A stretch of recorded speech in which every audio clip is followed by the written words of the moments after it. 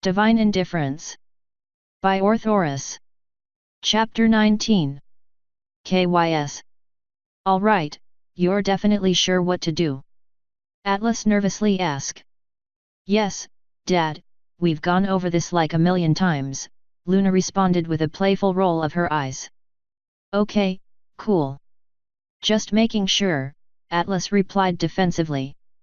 It took Atlas another 4 years to complete the rest of his mana batteries, and all 6 of them were currently hanging on a wall behind him. Like a rainbow, they were affixed to the wall via pure gold like bezels in a ring. Completely unnecessary, but it made them look incredibly good nonetheless.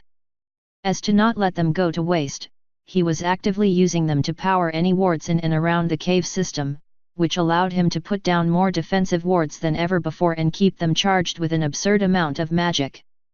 During that time, he had made sure to teach Luna and Celestia as much as they wanted, in whatever subject they wanted. And while Luna apparently had her mind set to the art of runes, Celestia was becoming some sort of knowledge overlord, similar to Atlas, if not more. By now he was pretty sure that Celestia simply refused to go outside unless absolutely necessary. Her trauma really didn't show itself in any other way aside from her aversion to being outside, so Atlas hadn't really taken any steps in correcting her behavior, but he'd have to do something about it eventually.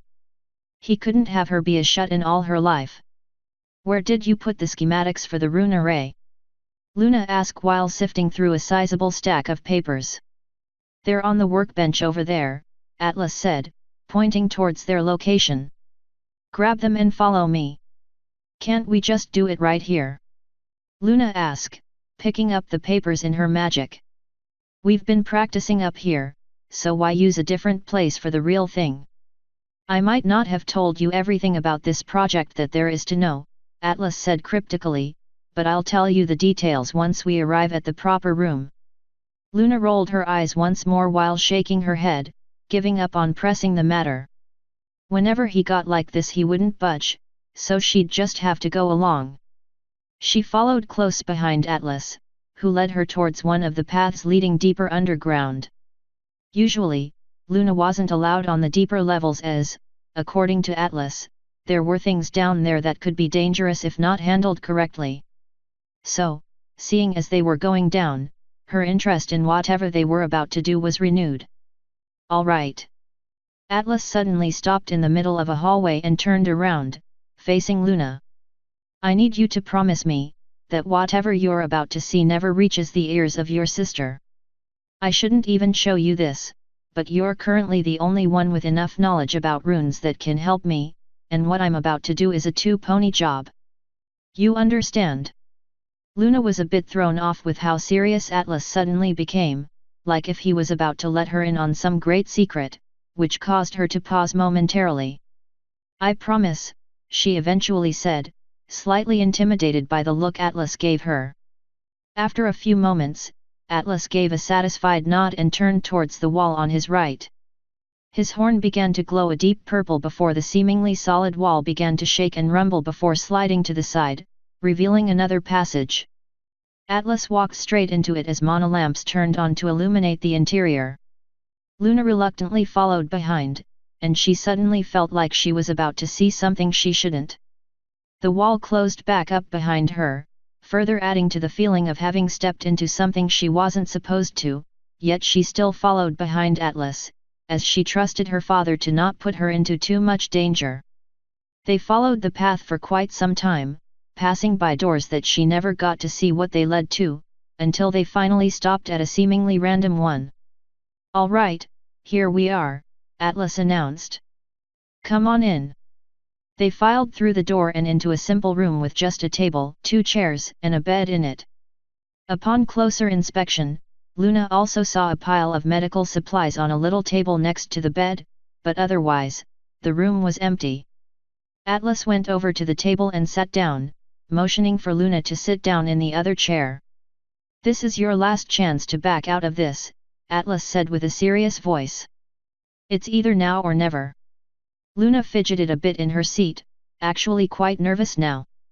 Just a few minutes ago she thought they were just going to do a regular experiment with a new rune array, but everything that just happened told her this would be anything but regular.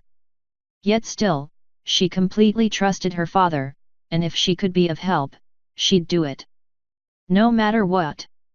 I'll do it, Luna said with conviction. Thank you, Atlas said, letting out a sigh of relief for some reason. Then, I need you to promise me, that everything you see, hear, and do in this room, stays in this room. None of this can leave this room, unless I give you the express permission to tell someone. Do you understand? Yes, Luna furrowed her brows. I promise. Okay, good. Good, Atlas took a few seconds to collect himself. He was actually somewhat afraid of Luna flat out refusing him, in which case he'd have to deal with a problem, since this was a two-pony job. Truth be told, he really didn't want to involve Luna in this job, since it would be quite gruesome, and she was still technically a child. If only Star Swirl was still here. He'd most likely tell Atlas that he was insane, but would still help him out of curiosity. I know, we've gone over the arrays that we'll be using today until you can probably carve them in your sleep, but I've never actually told you what they do and where we'll put them, right? Luna nodded. Truth is, they're supposed to go on my bones. Like ripping off a band-aid, Atlas decided to just come out with the truth. Luna blinked a few times, apparently processing this new information, before a shocked expression crossed her face. What? Luna shouted and jumped backwards off her chair. Your bones? That's insane. Now calm down, I know this sounds a little out there, but trust me. Calm down. Luna interrupted Atlas. You want me to calm down after telling me this? I can't believe you. The very first thing you told me about runes is to never put them on anything that's alive. And now you want me to actually put them on you. I can understand that this is very confusing to you, but this is different. How can it be any different? Luna asked with an incredulous face. You told me that last time some pony tried, a great calamity befell them. I would never do something that hurts you, Dad. What if this actually kills you? Luna had retreated into one of the corners of the room, near the door, and was looking at Atlas with a somewhat fearful look in her eyes. This wasn't what she was expecting at all when she just promised to help, not at all. As far as she was concerned, this was supposed to be a run-of-the-mill rune experiment, and all of a sudden Atlas wanted her to violate the single most important rule of runic magic. For all she knew, carving runes on any pony's bones would just blow them up upon activation. It might, Atlas said calmly, looking towards Luna with apologetic eyes. But that doesn't matter right now. Why don't you come back here, take a seat, and I'll explain everything to you. Wah! Luna's mind came to a screeching halt upon Atlas's admittance that there was a possibility of him dying and then immediately dismissing it as unimportant. How? How could you say it doesn't matter? I love you. Luna began shouting again. Celestia loves you as well. How could you just shrug off the possibility of you dying? How could you do this to Celestia? Tears were now freely falling from her face. I know that you are not my real father. I know that. But I never even got to meet our real parents, so you're like the real thing to me. But, Celestia. She had to lose her parents once before. If you were to disappear now as well, it would break her. Luna fell to her haunches as she started to cry in earnest, letting all of her emotions out into the open. The sight of his daughter crying like that stung Atlas's heart, making him realize that he should have maybe approached this subject a little differently from how he just did. He slowly got up and walked over to Luna, sitting down next to her and pulling her into a tight embrace. Luna recoiled slightly at Atlas's touch, but eventually let herself fall into it. She cried against Atlas's shoulder while he whispered comforting words into her ear. They remained like this for a while until Luna eventually calmed down a bit. Look, I'm sorry, Atlas said carefully. I shouldn't have said it like that. I know I mean a lot to you too, and you two mean a lot to me. But, there are certain things you two don't know about me. Nobody really knows, actually, since I keep it a closely guarded secret. And believe me, if there was any other way, I wouldn't even tell you." Luna lifted her head and shot Atlas a questioning, tear-filled look, confusion apparent on her face. "I know that I told you that carving runes onto living things is extremely dangerous, and rightly so, but you have to understand that I'm a somewhat special case," Atlas explained further. "I'm willing to tell you, if you're willing to listen." Atlas looked into Luna's eyes, waiting for her to make a decision, hoping that she would at least hear him out after the stunt he just pulled. He knew he'd fucked up and Luna must be confused and scared right now, helping with the decision to scrap the band-aid approach and instead explain everything calmly to her. "Well, maybe not everything, but most of it." "All right," Luna said, sniffling. "I'll listen." "That's my daughter!" Atlas exclaimed, giving Luna a final squeeze before letting her go. He returned to his seat, patiently waiting for Luna to collect herself and, once more, join him at the table. "Now, what I'm about to tell you might sound like I'm trying to make a fool out of you, but trust me, every single word will be true," Atlas put a disclaimer before his story. "It will sound fantastical and at times, impossible, but it will still be the truth." Luna simply nodded, apparently accepting Atlas's opening statement. "All right, here goes then." Just like that, Atlas began to tell Luna all the things about his life that she had never heard before. She knew all the stories of his exploits within Equestria, and now it was time for her to learn of the secrets Atlas carried. He left out the parts about him being a human, and generally fit his story to the lore that was generally accepted within this world, but at its core, the truth was still there. He really didn't want to lie to Luna, especially after he just told her that he'd tell the truth, but on the off chance that there was a god listening in, he'd have to bend the truth a little bit. Over the span of half an hour, Luna learned about Atlas being akin to a demigod, his strength and abilities, and most importantly, his immortality and how it worked. All the while, Luna remained silent, listening to Atlas's explanation without interrupting once. Aside from occasionally clearing away the remnants of tears on her face, she didn't even move that much. "And that's just about everything," Atlas finished up his tale, looking towards Luna for any kind of reaction. "Even if all of that is true," Luna said after a while. "I don't get why you'd need runes all over your bones." "So you believe me?" Atlas asked hopefully. "For now," Luna answered carefully.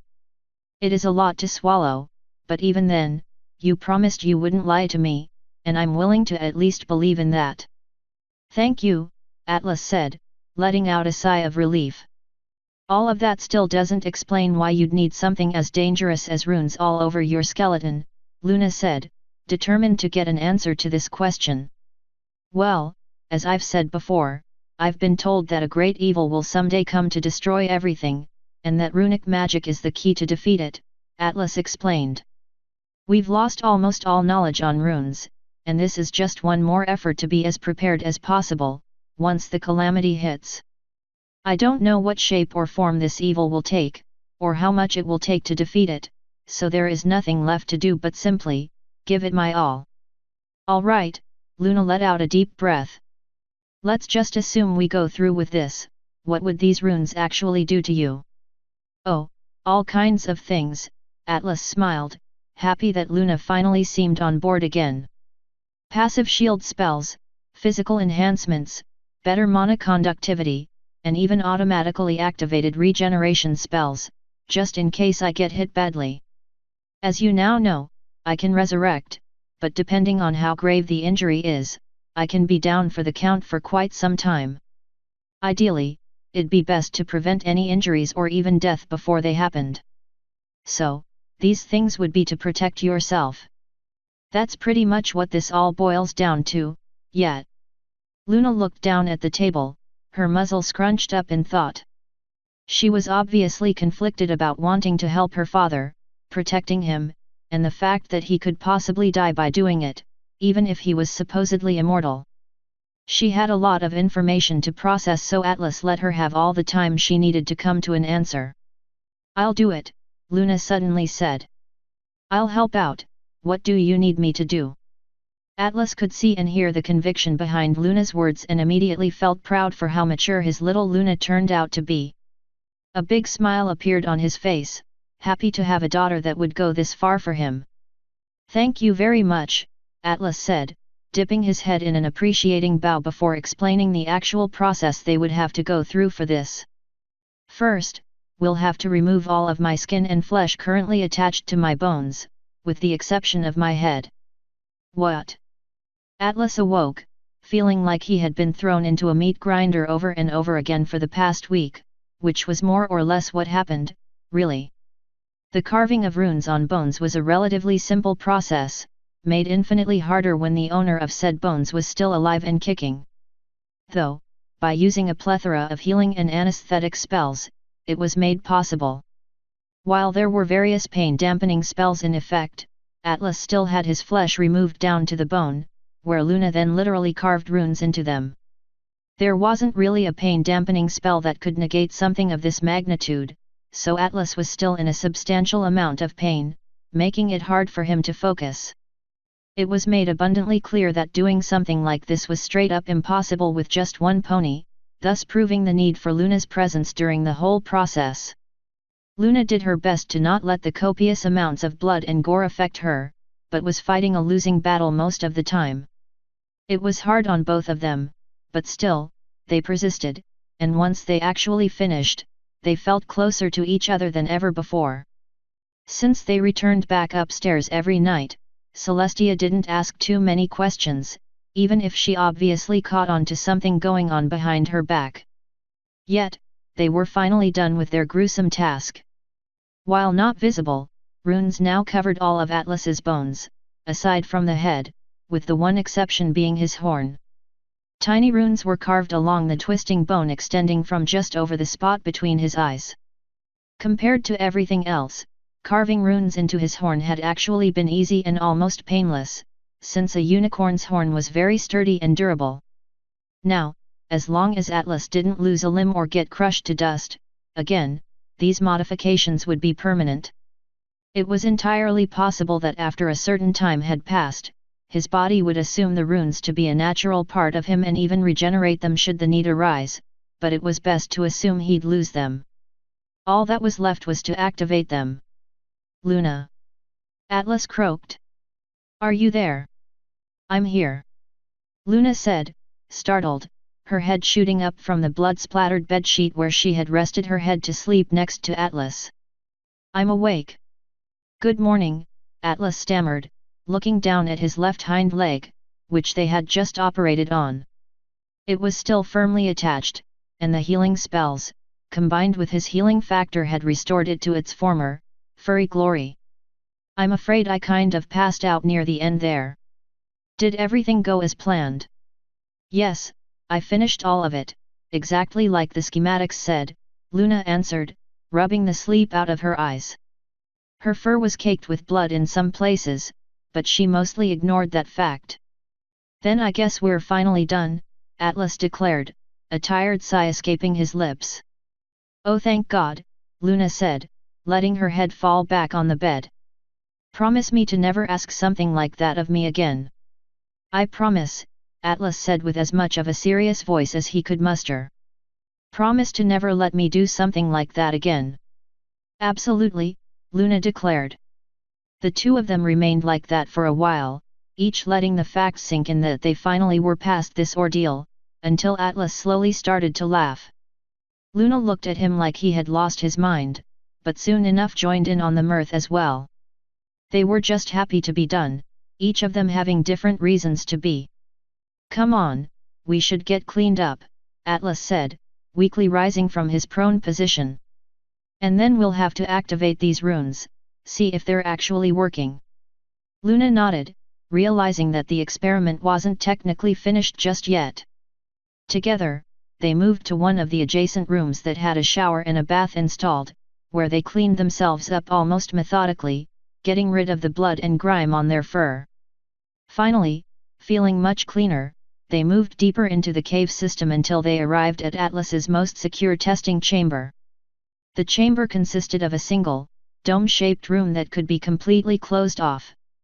The amount of powerful protective wards inside was borderline ridiculous, and the fact that they were supplied with magic from his mana batteries made them even stronger. "All right, this is it then," Atlas said, standing before the door leading into the chamber. "Good luck," was all that Luna said, feeling quite nervous. They shared one last look before Atlas entered, completely sealing the room off after him. He had done a ton of experiments in the past, and if he hadn't made any foolish mistakes, the way the runes were arranged on his body would make them stable. If not, he just hoped that the spells around him were enough. At the very least there shouldn't be a repeat of the Discord incident, since he was the only living being in close proximity. With some trepidation, Atlas stepped into the middle of the chamber and sat down, preparing himself to activate the runes inside of him. After he had taken some time to collect himself, he took the plunge and started manipulating the mana inside his body to flow into the runes, activating them in a very specific order.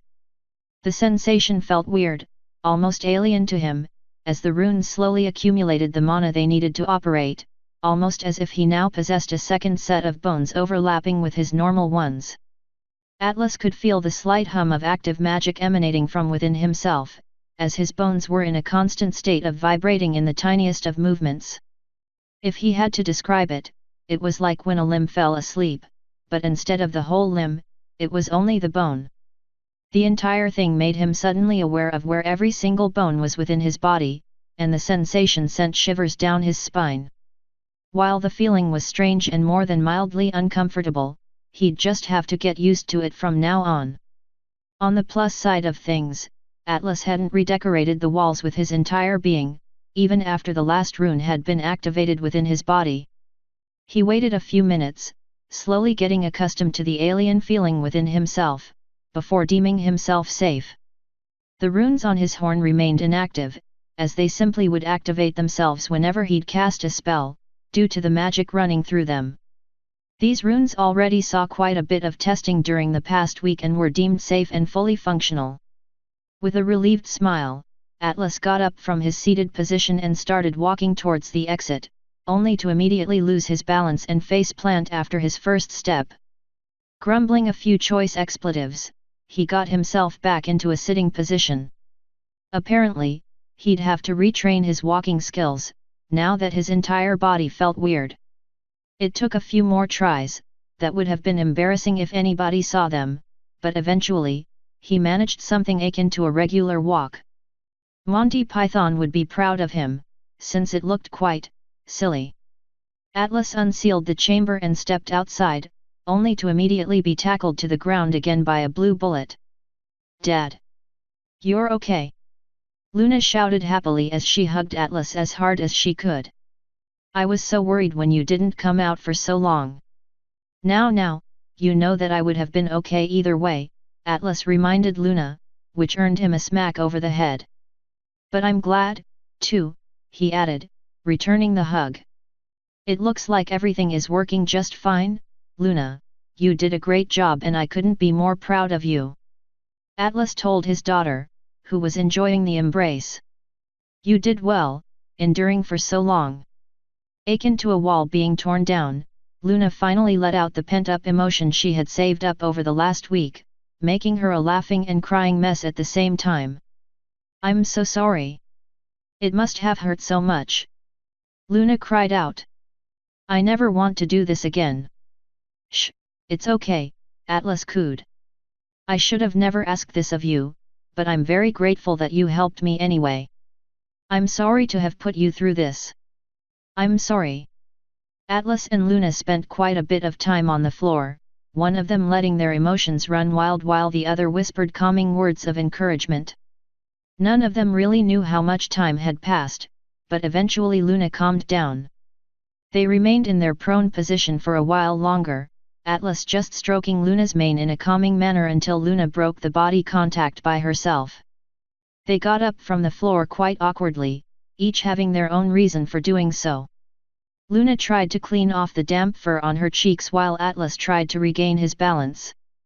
"I don't know about you, but I could go for something to eat right now," Atlas said in an attempt to lighten the mood. Yeah, That sounds good, Luna said, showing Atlas a smile that tugged at his heartstrings, and they started to make their way back into the living compartment of the cave system. Celestia was lounging on the couch, book and magic, as always.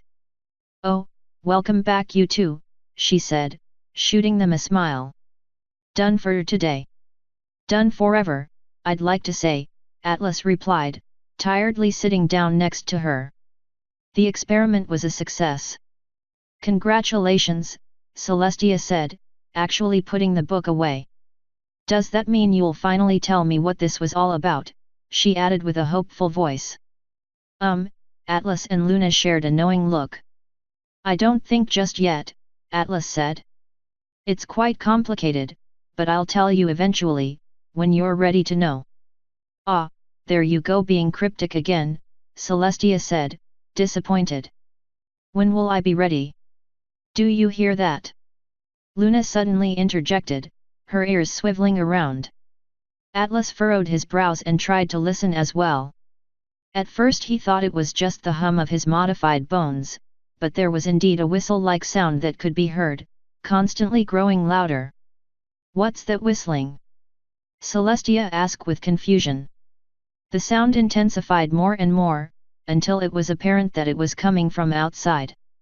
All of them turned their heads to look outside, just in time to see a bright flash zoom past their balcony.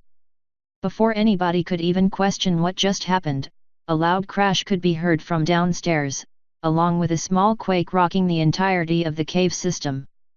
Luna and Celestia shared a confused look, while Atlas was already up and bolting downstairs, albeit with some difficulty. The main cave was a mess, with papers floating around everywhere, but at first glance nothing seemed broken, which caused Atlas to sigh in relief. Celestia and Luna came following shortly after, when Atlas noticed a small crater in the floor, and approached it, the sisters close behind. At the center of the crater, rested, of all things, a smoking baseball. Atlas blinked a few times, staring at the offending white ball, trying to come up with an explanation.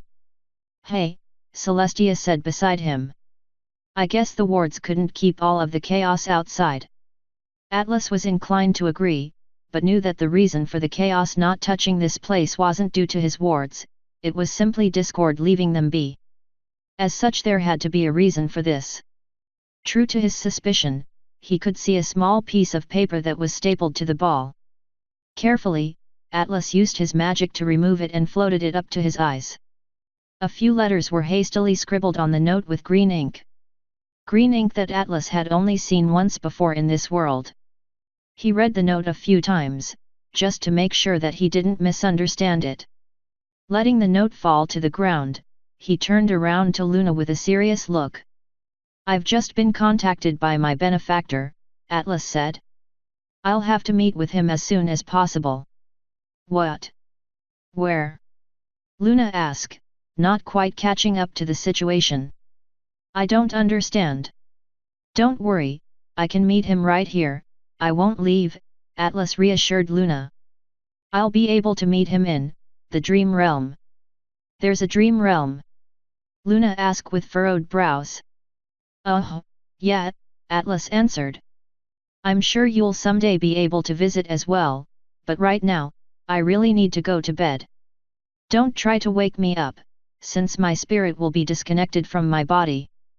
Atlas started walking back upstairs and towards his bedroom, while Luna watched him leave with a suspicious look on her face.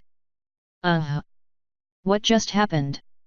Celestia asked, not having any context at all. Why did he suddenly get so serious after looking at this blank piece of paper? Luna looked to the ground as well, where the small note had landed, seeing that it was indeed completely empty. Shaking her head, Luna started to go back upstairs as well. "Even I am not sure of what just transpired," Luna said. "All we can do is trust his words, I guess." Meanwhile, Atlas was settling down in his bed, getting as comfortable as possible. Apparently, he'd get to try out his new enhancements a lot earlier than he expected to, especially one rune that rested close to his neck. The array it belonged to would activate as soon as a certain code word was spoken, along with being supplied with more mana than necessary. Atlas closed his eyes, preparing himself for what was to come. There was no doubt in his mind what the cryptic message he just received meant, or who it was from. And for him to be contacted in this way meant nothing less than it was urgent. Taking one last, deep breath, he steeled his mind. "Nix," Atlas whispered, and 1 moment later, he was dead. KYS. H. Author's note. Once again, thanks to my editors Azriel and Alcatraz, as well as my proofreaders Kilobytes and Soren Mercer. Today's chapter was brought to you by this song. Before anybody assumes anything, I just wanna say that I'm okay, aside from this song being so fucking catchy. Come join us in the Discord channel. Lonk. Or the official Divine Entertainment group. Divine Universe. Support me on Patreon, because I now apparently have one too, like everybody else. End author's note.